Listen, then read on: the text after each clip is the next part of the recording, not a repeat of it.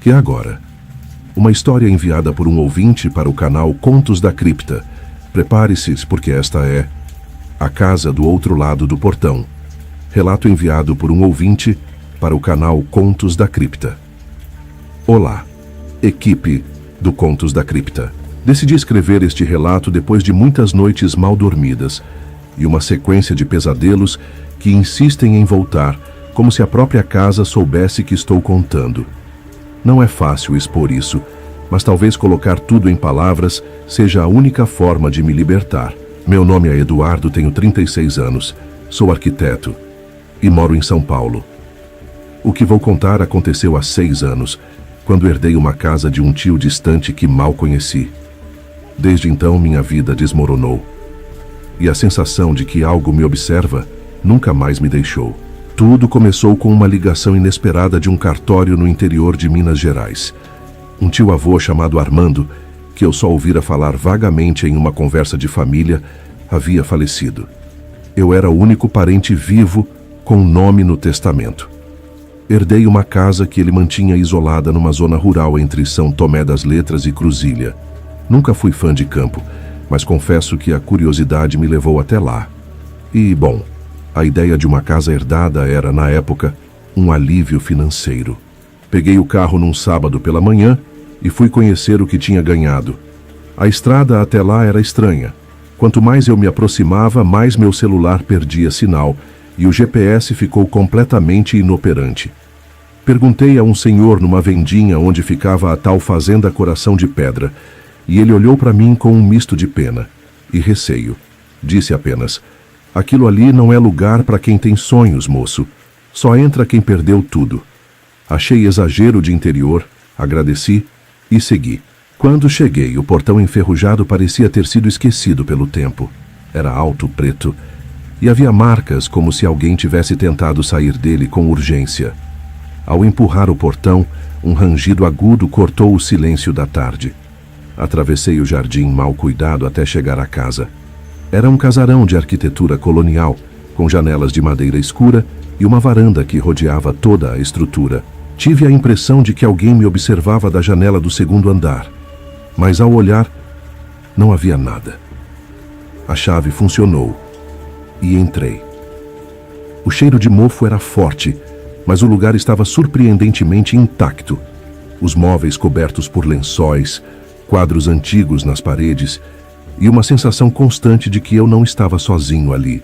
Na sala principal havia um retrato enorme de um homem alto, magro, de terno escuro. Meu tio Armando, segundo os documentos que encontrei. Mas algo naquele quadro me incomodava. Os olhos pareciam muito reais. Pareciam vivos. Decidi passar a noite na casa. Trouxe um colchão inflável, comida, lanterna. Liguei o gerador no fundo da casa e usei algumas lâmpadas. Mas naquela noite, nada me prepararia para o que viria. Às 2h12 da madrugada, acordei com passos no andar de cima. O som era claro, como botas pesadas caminhando de um lado ao outro. Peguei a lanterna e subi, acreditando que algum animal ou até um invasor pudesse estar ali. Mas o andar superior estava vazio. Todas as portas trancadas. Todos os quartos, menos um. Era o antigo quarto do meu tio. No criado mudo, encontrei um caderno de capa de couro com páginas repletas de símbolos que eu não reconhecia, e frases escritas em uma mistura de português arcaico e latim. A casa é viva. Ela exige presença, exige devoção. Ela não permite partidas. Fechei o caderno, desconfortável. Quando me virei para sair, ouvi claramente uma respiração atrás de mim. Apaguei a luz da lanterna por reflexo. Tudo ficou escuro e a respiração se aproximou. Capítulo 4. Vozes na parede. No dia seguinte, tentei racionalizar. Estava cansado, estressado, poderia ter sonhado. Resolvi limpar a casa e explorar os arredores. Atrás dela, havia um pequeno alçapão de madeira escondido sob a vegetação. Parecia levar a algum tipo de porão. Força foi necessária para abrir, e quando consegui, um cheiro podre invadiu o ar. Desci os degraus de pedra, iluminado apenas por uma lanterna. O porão parecia um santuário macabro. Estátuas com rostos humanos deformados, velas derretidas presas ao chão, e no centro, uma poltrona com amarras nos braços e pernas. O chão estava manchado de sangue seco. Ouvi vozes vindo das paredes, sussurros, em idiomas que eu não conhecia, mas entendia intuitivamente. Eles me diziam para ficar, para não trair a casa. Saí correndo, fechei o alçapão e vomitei no mato. Nos dias seguintes as coisas pioraram. Cada vez que eu tentava sair, o carro não pegava. Quando tentava andar até a estrada, acabava voltando à casa, mesmo andando em linha reta, como se o terreno se dobrasse sobre si mesmo. Luzes acendiam sozinhas. A água do banheiro vinha preta, espessa. Portas batiam violentamente, mesmo sem vento. Foi o retrato do meu tio, sorria. Eu juro por tudo que é mais sagrado. Ele sorria mais a cada dia. Uma noite acordei com o som da TV ligada. Não havia energia. A tela exibia imagens da casa, como se alguém estivesse filmando por dentro, em tempo real. A câmera mostrava meu quarto e então a imagem virou como se estivesse atrás de mim. Me virei, e ali estava ele, o homem do retrato, em carne, osso e olhos vazios, murmurando palavras sem sentido, com a boca costurada. Desmaiei. Quando acordei, estava amarrado à poltrona no porão. Como fui parar ali, não sei. Mas o som de vozes, de cantos, preenchia o ambiente. Vi sombras caminhando ao meu redor. Criaturas disformes, de membros longos e cabeça baixa. Elas me tocavam, não com as mãos, mas com algo invisível que invadia minha mente. Me fizeram ver a história da casa. Ela nunca foi apenas uma moradia. Era um templo, um ponto de encontro entre nosso mundo e algo muito pior. Algo que habita os vãos do tempo. Meu tio, assim como os anteriores donos, havia feito um pacto. Ele teria vida longa, saúde, conhecimento, mas em troca, a casa teria que consumir almas, presenças, visitantes. E agora era minha vez de servir. Não sei como consegui sair dali. Talvez uma falha no ritual. Talvez a casa tenha me deixado viver só para contar. E sei que todas as noites, às 2:12 da manhã, ainda ouço passos no andar de cima, mesmo morando em um apartamento, no 8º andar de um prédio no centro da cidade. Obrigado por lerem até aqui. Se essa mensagem for ao ar, talvez alguém reconheça o nome da fazenda. Talvez alguém mais tenha sobrevivido. Mas deixo o aviso. Não herde nada que vem sem história. E se um portão antigo, preto e enferrujado aparecer nos seus sonhos, não atravesse. Relato enviado ao canal Contos da Cripta. A casa no fim da linha do tempo. Enviado para o canal Contos da Cripta. Relato pessoal de EML, ano 2023. Local: sul de Minas Gerais. Olá, pessoal do Contos da Cripta. Meu nome é Elias, tenho 38 anos. E o que vou relatar aqui não é uma história que escutei ou inventei. É a verdade crua e podre de algo que aconteceu comigo e que continua acontecendo, de certa forma. Esse é meu grito para o mundo, meu último aviso, antes que eu desapareça por completo, assim como minha família desapareceu. Peço que não revelem meu sobrenome.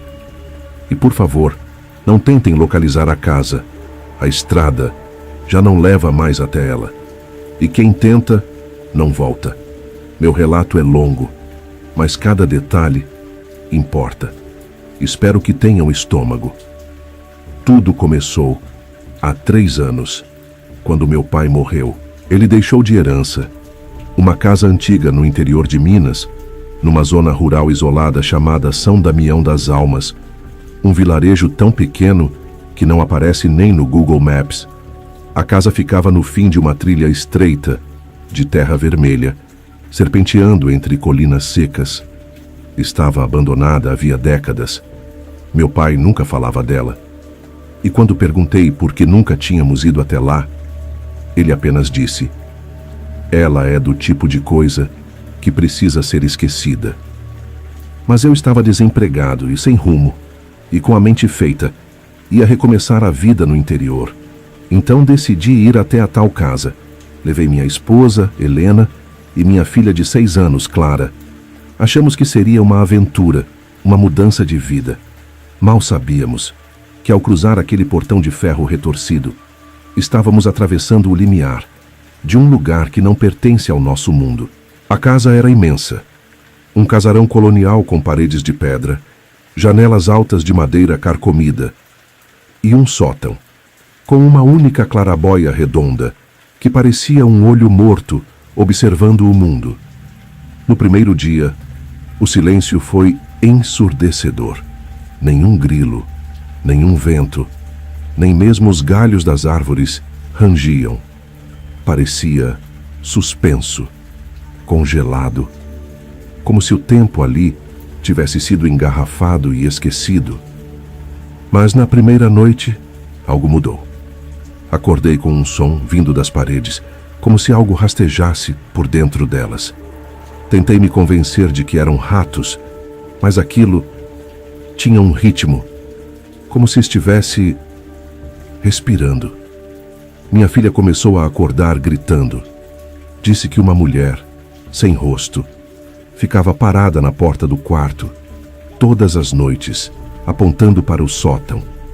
Helena dizia que eram pesadelos, mas ela mesma começou a adoecer. Febres estranhas, arrepios durante o dia, olhos fundos e um cheiro de mofo constante que só ela sentia. O médico local dizia ser alergia à poeira, mas eu via o olhar dela. Ela estava apavorada. Depois de uma semana, decidi subir ao sótão. Tinha um cadeado antigo, mas quebrou fácil demais, como se quisesse ser aberto. Lá dentro só havia uma cadeira de balanço, e paredes riscadas, com palavras em latim. Frases que eu não conseguia entender, mas que me causavam náuseas ao olhar. Na clarabóia havia marcas de mãos, por dentro, mãos pequenas como de criança, e então ouvi algo. Um choro, fraco, abafado, vindo de dentro da própria casa, mas que parecia reverberar direto nos meus ossos. E então senti. Não era choro, era lamento. Comecei a ver vultos, sombras que desapareciam ao virar o rosto, sons de passos no andar de cima quando estávamos todos embaixo, portas batendo, às 3h33 da manhã. E Clara, minha pequena Clara, começou a falar sozinha. Disse que seu novo amigo morava no espelho do corredor, mas o pior é que não havia espelho ali. Nunca houve. Eu mesmo olhei quando nos mudamos. Certa noite, escavando um canto do porão, encontrei uma caixa de ferro. Dentro havia um diário. Estava escrito por alguém chamado Padre Honório, datado de 1879. Ele falava de uma porta para o outro lado, escondida sob a casa, uma anomalia no tempo, um buraco onde o mundo se dobrava sobre si mesmo, como se a realidade ali fosse frágil. Ele dizia que, se não fosse selada, ela se abriria de novo e traria aqueles que andam no tempo morto. Na última página ele escreveu, com letras tortas, com tinta escura, que parecia sangue seco: não escutem a casa, ela engole, ela aprende, ela finge ser sua. Mas um dia, ela começa a andar com seus pés, ela escolhe alguém. Naquela mesma semana, Clara desapareceu. Não houve sinal de arrombamento, nenhum som, nada. Ela simplesmente sumiu. Reviramos cada canto. Chamamos a polícia, os bombeiros, até um padre. Nada adiantou. Helena ficou devastada. Começou a passar noites em claro, andando pela casa, repetindo o nome da filha, como um mantra. Uma noite, acordei com gritos. Encontrei Helena no sótão, de pé, na cadeira de balanço. Ela olhava para o nada e repetia: ela ainda está aqui, na casa. A casa levou, mas não terminou. E então, ela pulou. Fiquei sozinho. Fiquei meses na casa. Não sei explicar por quê. Algo me prendia, como se meu corpo já não tivesse vontade própria. Comecei a perceber que as coisas estavam mudando. Cômodos que se deslocavam. O corredor que levava ao quarto agora levava ao porão. As janelas mostravam paisagens diferentes a cada dia. Às vezes, o céu era púrpura. Às vezes, não havia céu algum. Só escuridão. Certa noite, ouvi vozes no porão. Vozes que pareciam sussurrar meu nome. Com a minha própria voz, desci com uma lanterna. E lá, pela primeira vez, vi Clara. Ela estava ali, parada, com a mesma roupa da noite em que desapareceu. Mas algo estava errado. Ela sorriu, mas não era o sorriso dela. Seus olhos estavam opacos, e quando falou, sua boca não se mexeu. A voz vinha de dentro das paredes. Papai, a casa já escolheu você também. Fugi. Finalmente. Corri pela trilha, tropeçando, com a certeza de que algo me perseguia. Não olhei para trás, não podias, porque eu sabia. Se olhasse, ela viria comigo. Já faz 2 anos que deixei São Damião das Almas. Voltei para o Rio. Tento viver, normalmente, mas às vezes eu ouço a cadeira de balanço. Não importa onde eu esteja, no apartamento, no trabalho, no silêncio absoluto. Ela range. Clara. Aparecem fotos que tiro sozinho, e a janela do meu quarto reflete um sótão que não existe. Ontem, ao acordar, encontrei marcas de mãos no teto, pequena, como de criança, e na parede, palavras em latim. As mesmas do sótão. A casa não está mais lá. Ela está aqui. Se alguém ouvir esse relato, não tentem encontrar São Damião das Almas. Não tentem encontrar a casa, porque ela já encontrou você. E quando você ouvir o ranger, já será tarde demais. A casa onde o tempo parou. Enviado para o canal Contos da Cripta por um espectador anônimo. Olá, equipe do Contos da Cripta. Sou um grande fã do canal, mas confesso que nunca imaginei que um dia estaria escrevendo para vocês. O que vou relatar aqui é real, não é exagero, não é invenção, e definitivamente não é algo que eu gostaria de reviver. Ainda hoje, só de lembrar, meu estômago revira. Essa é a história da casa que destruiu a minha família e quase me destruiu junto. Tudo começou em 2011. Minha mãe herdou uma casa de uma tia-avó distante. A velha havia morrido sozinha aos 94 anos, numa pequena cidade do interior de Minas Gerais chamada Córrego das Almas. Só o nome já dava um frio na espinha. A casa estava desocupada há anos, mas parecia bem conservada, pelo menos por fora. Era uma construção antiga, de meados do século XIX, com alpendres largos, janelas altas e uma estrutura de madeira pesada, daquelas que rangem só com o vento batendo. A proposta parecia perfeita. Minha mãe vivia de aluguel com meus 2 irmãos e eu, e de repente tínhamos uma casa só nossa, um lugar afastado, tranquilo, longe do caos da cidade, ou pelo menos era o que pensávamos. Chegamos na casa num sábado à tarde. Eu tinha 17 anos, minha irmã 13, e meu irmão caçula apenas 8. De cara, algo parecia fora de lugar. A casa não estava em ruínas, mas era como se estivesse paralisada no tempo. Móveis cobertos com lençóis, quadros antigos nas paredes, retratos sépia de gente que a gente nem conhecia, e um cheiro forte de mofo, misturado com alguma coisa que eu nunca consegui identificar. Era adocicado, mas morto, um cheiro que grudava na garganta. Minha mãe tentava manter o otimismo. Dizia que com uma boa limpeza tudo ficaria aconchegante, mas bastou passarmos a primeira noite lá para perceber que aquela casa não era um lar. Na madrugada acordei com o som de passos pesados no corredor. Achei que fosse minha mãe. Levantei para olhar. O corredor estava vazio. Voltei para a cama. Minutos depois, 3 batidas secas na porta do meu quarto. Pensei em responder, mas travei. Senti um pânico irracional, como se algo do outro lado da porta soubesse que eu estava ali, quieto, acordado, vulnerável. E então o trinco girou, mas não abriu. Ficou girando devagar, como se alguém do outro lado estivesse brincando com o medo. Fechei os olhos e tentei não respirar. Depois de alguns minutos, tudo parou. Só consegui dormir quando o dia clareou. Achei que era só minha imaginação. Um lugar novo, uma cama nova, o barulho natural de uma casa antiga. Até que a coisa começou a escalar. Minha irmã foi a primeira a comentar. Disse que alguém a observava enquanto dormia. Acordava sempre às 3h17 da manhã com uma sensação de peso no peito, como se tivesse algo sentado sobre ela.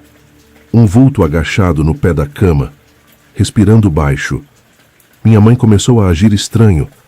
Passava horas parada na varanda dos fundos, olhando para o nada. Um dia perguntei o que ela tanto encarava, e ela respondeu com um sussurro que ainda me persegue. Eles estão voltando e querem entrar. Minha mãe sempre foi uma mulher racional. Aquilo não parecia um surto. Era como se ela estivesse em transe. Com o passar dos dias, ela trancava portas por dentro, pregava janelas, colocava sal nos cantos da casa. Minha irmã passou a dormir comigo chorando todas as noites. E o meu irmão parou de falar, literalmente. Ficava sentado no canto do quarto, encarando a parede, horas a fio. Quando tentávamos conversar, ele só dizia: "Ela não quer que eu fale, senão ela leva vocês também." Perguntamos quem era ela, mas ele nunca respondeu. Na segunda semana, as coisas ficaram insuportáveis.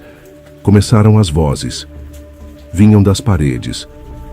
Cochichos, gemidos, às vezes risadas. Numa noite ouvimos claramente alguém sussurrar o nome da minha mãe 3 vezes, do nosso lado da parede. Não havia ninguém. Era como se a casa respirasse. A madeira gemia diferente, o piso parecia quente, como se pulsasse. No terceiro domingo, encontrei minha irmã parada em frente ao espelho do corredor. Não se mexia, não piscava. Quando tentei tocá-la, ela sussurrou: "Ela está atrás de você." Olhei e juro, vi um rosto, enfiado entre as frestas da porta do armário.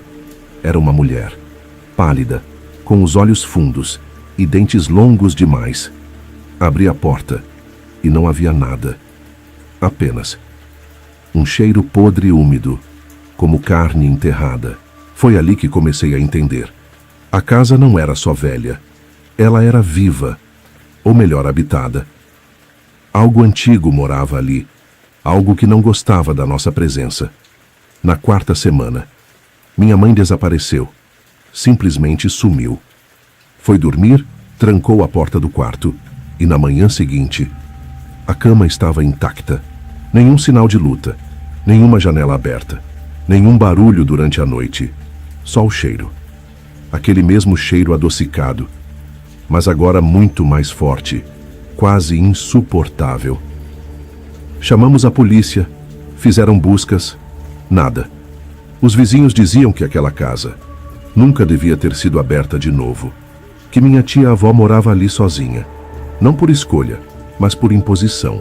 Contaram que na década de 40, uma mulher morou ali com 3 filhos, e um dia todos sumiram. Ela disse que a casa exigiu um pagamento, e que só sobreviveu porque alimentava a casa com rituais: galinhas degoladas, sal queimado e sangue nas soleiras das janelas. Minha tia-avó, segundo os moradores, era uma guardiã do mal contido ali. E quando ela morreu, aquilo que estava trancado começou a acordar. Era como se a casa estivesse faminta por décadas. E nós fomos o primeiro banquete. Depois do sumiço da minha mãe, fomos embora. Nunca conseguimos vender o lugar. Nunca mais voltamos. Minha irmã passou anos em tratamento. Hoje vive no exterior tentando esquecer. Meu irmão nunca mais voltou a falar normalmente. Às vezes, durante o sono, ainda murmura: "Ela está na parede." Quanto a mim, eu vejo a casa nos meus sonhos. Não importa onde eu esteja, ela aparece. Às vezes num campo, às vezes no meio do oceano, mas sempre do mesmo jeito: velha, parada no tempo, esperando por mim. Não entrem, em casas antigas, sem saber o que houve ali. Algumas paredes guardam mais do que história. Elas guardam fome, e cedo ou tarde, tudo o que tem fome volta a se alimentar. Assinado, alguém que nunca mais se sentiu em casa. A casa que me desaprendeu a viver. Relato enviado por um inscrito ao canal Contos da Cripta. Olá, equipe do Contos da Cripta. Eu sigo o canal há um bom tempo e nunca imaginei que um dia estaria escrevendo para vocês. Mas o que me aconteceu não pode ficar só comigo. Eu preciso contar, preciso dividir isso com alguém. Preciso me libertar, ou pelo menos tentar. Por quê? Aquela casa ainda me observa. E eu sinto que enquanto ninguém souber, ela vai continuar me sugando para dentro dela, mesmo depois de tanto tempo. Essa é a história de como uma casa aparentemente comum de tijolos antigos e tinta descascando acabou com a minha sanidade, com a minha família. E quase com a minha vida. Tudo começou em 2016. Eu tinha acabado de conseguir um novo emprego em outra cidade e, junto com minha esposa, decidimos que era hora de recomeçar. Estávamos casados havia 4 anos e ela estava grávida de 3 meses. Era um momento de esperança, de renascimento. E então achamos a casa. Ela ficava no interior de Minas, numa cidadezinha chamada Córrego Escuro, um nome que já deveria ter sido um aviso. A casa tinha 2 andares, varanda ampla, um quintal com jabuticabeira e até um pequeno lago nos fundos. O preço? Muito abaixo do mercado. Eu lembro da primeira vez que cruzamos o portão. O ar parecia mais frio lá dentro, mesmo com o calor de dezembro. Mas a agente imobiliária explicou. Casas antigas têm essas peculiaridades. É por causa das paredes grossas da sombra. Rimos, negociamos, compramos. Nos mudamos uma semana depois. Na primeira noite, minha esposa acordou dizendo que ouviu passos no andar de baixo. Peguei um taco de beisebol e desci. Nada. Nenhuma janela quebrada. Nenhuma porta arrombada. Achei que fosse o nervosismo da mudança, o estresse da gravidez. Mas isso continuou. Noite após noite. Os passos. Sempre os passos. Primeiro pareciam apenas andar de um lado ao outro no andar de baixo. Depois começaram a subir as escadas toda noite. Sempre por volta das 3 da manhã. A madeira rangia como se alguém pesado estivesse subindo devagar, pisando com firmeza. Mas quando eu abria a porta do quarto e apontava a lanterna pelo corredor, só o vazio. O corredor parecia mais longo do que deveria, e o silêncio depois dos passos era ensurdecedor. Começamos a deixar luzes acesas, mas isso só pareceu irritar a casa. Coisas começaram a sumir, chaves, talheres, roupas. Certa vez achei meu relógio dentro do tanque de lavar submerso ainda funcionando. Outra vez a televisão ligou sozinha. Tela preta. Um zumbido. Um zumbido que minha esposa disse ser semelhante ao som de um coração de bebê, mas mais lento, quase como um eco de algo morto. Minha esposa começou a definhar. A gravidez ia bem, segundo os médicos, mas ela estava cada vez mais pálida, mais distante. Ficava encarando o teto por horas. Dizia ouvir alguém sussurrando seu nome. Marta, Marta, como uma cantiga de ninar arranhada. Certa noite acordei. Ela estava em pé, ao lado da cama imóvel. Seus olhos completamente pretos, sem branco, sem cor, só escuridão. Eu me levantei num pulo, e ela caiu no chão como se tivesse desmaiado. No dia seguinte, ela não lembrava de nada. Disse que teve um sonho com uma mulher sem boca que apontava para o nosso quarto e dizia: "O que cresce aqui não nasceu de vocês." Foi nessa mesma semana que tudo começou a desmoronar. O cachorro fugiu à cerca, intacta, nenhuma abertura. Ele simplesmente desapareceu. Depois, o encanamento da casa estourou, sempre nos mesmos pontos da cozinha. Água preta, grossa, cheirando a ferro e mofo. O eletricista que veio ajudar jurou que viu uma sombra se mover atrás da geladeira. Ele nunca mais voltou. Comecei a pesquisar a história da casa, e aí tudo fez sentido. Ou pior, começou a fazer sentido. A casa havia pertencido a uma família no início dos anos 60. Um casal com 4 filhos. Todos morreram. Circunstâncias misteriosas. O pai encontrado enforcado no sótão, a mãe afogada no lago do quintal, com as mãos amarradas por dentro. As crianças sumiram, nunca foram encontradas. A casa ficou vazia por décadas até ser reformada e colocada à venda. Tentei convencer minha esposa a irmos embora, mas ela se recusou. Disse que a casa era dela agora, que ali era onde o filho ia nascer, que a casa sabia disso. Ela passou a conversar com os cômodos, a andar descalça no porão e a dormir de olhos abertos. Eu juro por Deus, ela dormia com os olhos abertos e às vezes ela sorria, mas não era o sorriso dela. Uma noite acordei, ela não estava na cama. Desci e encontrei a porta dos fundos aberta. Chovia, ventava. Havia pegadas no barro indo em direção ao lago. Corri. E lá estava ela, de pé na beira da água. A barriga parecia ter triplicado de tamanho. Ela cantava, uma melodia lenta, gutural, sem palavras. Quando cheguei perto, ela virou para mim e disse: "Ele vai nascer hoje. A casa quer vê-lo." Eu a levei ao hospital naquela noite. O bebê nasceu morto. Ou pelo menos era o que diziam. Mas quando vi o corpo, meu Deus, ele não parecia humano. A cabeça desproporcional. Os dedos colados como membranas. Os olhos já abertos. Mesmo morto. Ele me olhou. A enfermeira que o segurou teve um colapso. Disse que sentiu o bebê se mexer, que ele sussurrou algo no ouvido dela. Ela se matou 3 dias depois. Voltei para casa sozinho. Marta ficou internada, depois levada para uma clínica.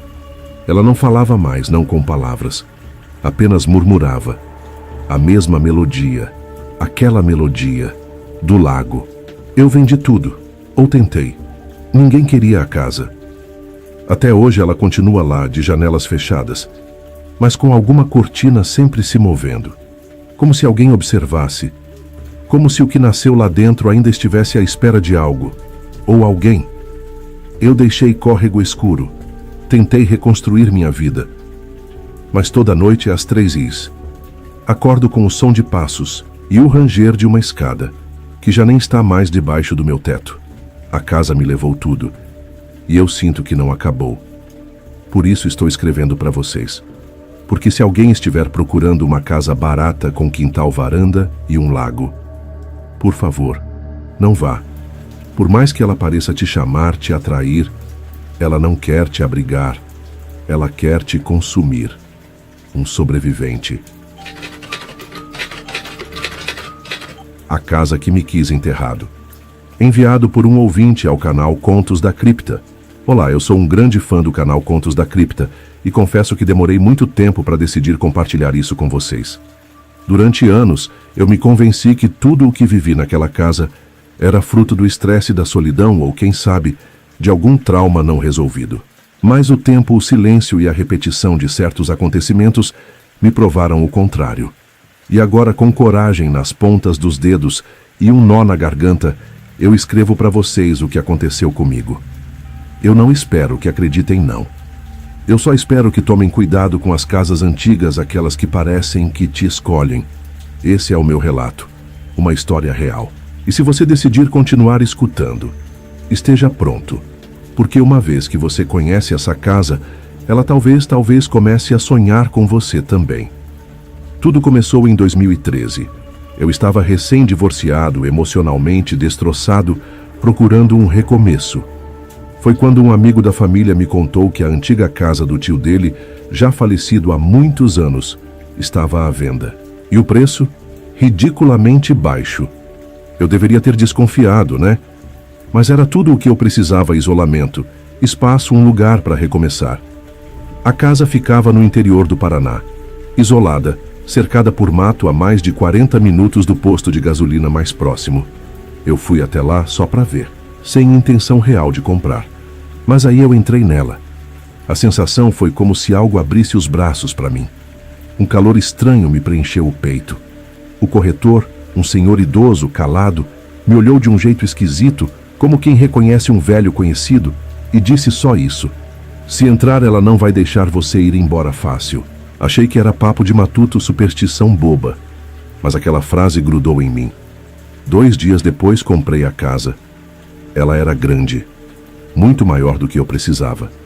2 andares, paredes descascadas, um cheiro de madeira úmida e, de vez em quando, um perfume antigo que vinha e ia como um sopro feminino. O andar de cima tinha quartos que pareciam nunca ter sido usados. Um deles tinha marcas de unhas na parede. Não me pergunte por quê, mas eu não questionei. Me mudei em abril. Na primeira semana tudo correu bem. Silêncio, paz, o som dos pássaros. À noite, o vento soprava entre as frestas do forro. A casa rangia, sim, mas até isso tinha um certo charme. Parecia que ela respirava comigo. Mas no 8º dia as coisas mudaram. Eu acordei no meio da madrugada com uma sensação sufocante, como se alguém estivesse em cima do meu peito. Abri os olhos e não vi nada, mas eu não conseguia me mexer, nem gritar. E eu ouvia algo arranhando a parede atrás de mim.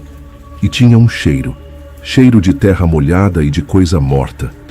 Quando consegui me mexer, a parede estava lisa, nenhuma marca, mas o cheiro ainda estava lá.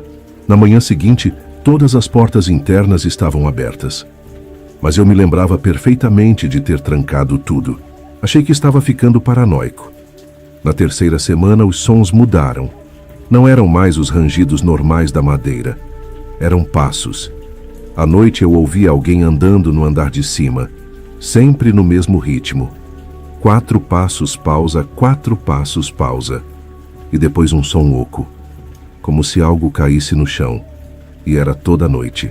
Resolvi colocar uma câmera improvisada com o notebook. Gravei a noite inteira.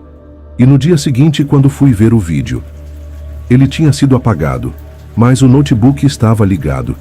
Na tela só havia uma mensagem, escrita num bloco de notas: olhe para cima. 3 palavras que me gelaram. E eu olhei, nada. Mas ouvi um estalo atrás de mim. Virei devagar. E juro por tudo, eu vi algo no reflexo da TV desligada. Não era espelho a TV, nem dava reflexo direto. Mas era como uma silhueta negra atrás de mim. Quando virei de vez, não tinha ninguém. Aquele dia eu não dormi na casa. Peguei o carro e fui para a cidade mais próxima. Dormi num hotel de beira de estrada, mas no dia seguinte, ao voltar, a casa estava trancada por dentro. Isso mesmo, por dentro. E o mais bizarro, minhas roupas estavam dobradas na cama, como se eu nunca tivesse saído. Achei que alguém tivesse invadido. Chamei a polícia, revistaram tudo. Nada, sem sinal de arrombamento. Nenhum vestígio de alguém ali. Mas o policial mais novo parecia nervoso. Na saída, ele cochichou para mim: essa casa é como uma boca. Se ela fechar, ninguém sai.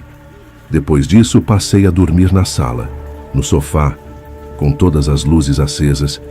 Me sentia observado o tempo todo. O quarto de cima, aquele com as marcas de unhas, abria sozinho à noite. E eu comecei a ouvir choros. Choros de criança.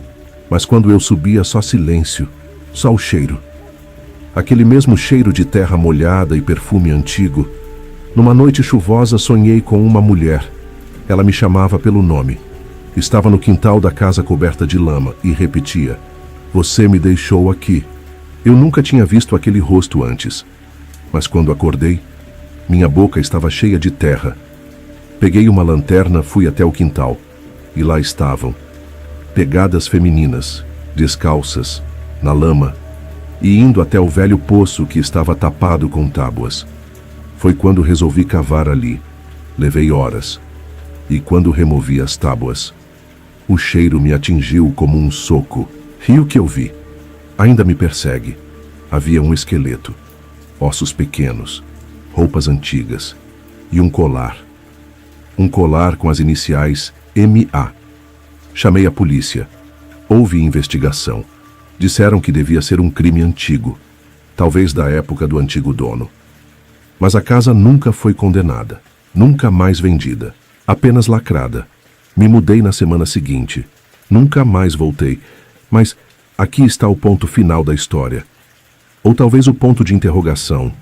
Desde então, todas as noites, às 3h17 da madrugada, a campainha do meu apartamento toca e não há ninguém na porta. Só uma marca de pegadas, de pés descalços, cobertos de lama. E às vezes, só às vezes, o cheiro de terra volta. Esse foi o meu relato. Eu não sei se a casa ainda está lá, mas eu sei. Ela não me deixou sair ileso. Ela deixou algo em mim, algo que anda comigo, que sussurra, que sonha. E você? Você que ouviu até aqui. Cuidado. Casas têm memórias, mas algumas têm fome. Obrigado ao canal Contos da Cripta. Que este relato sirva de aviso, ou talvez como um sussurro para a próxima vítima.